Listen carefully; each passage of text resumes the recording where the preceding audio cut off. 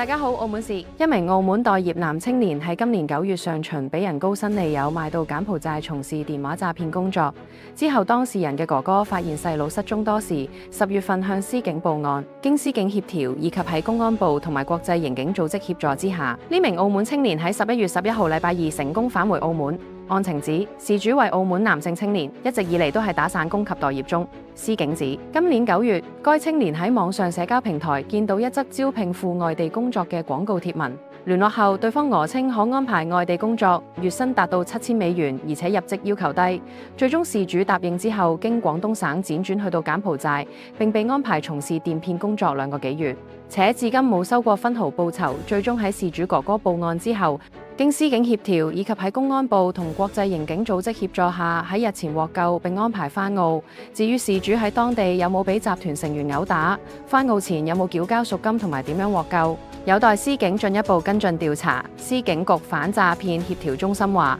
，2025年至今已經勸止9名相關潛在受害人離境，包括1名本澳居民同埋8名內地居民。當局強烈提醒市民，切勿輕信網上陌生招聘信息，尤其須赴海外，同埋聲稱唔需任何技能、學歷同埋工作經驗就有優厚報酬嘅工作，切勿心存僥倖。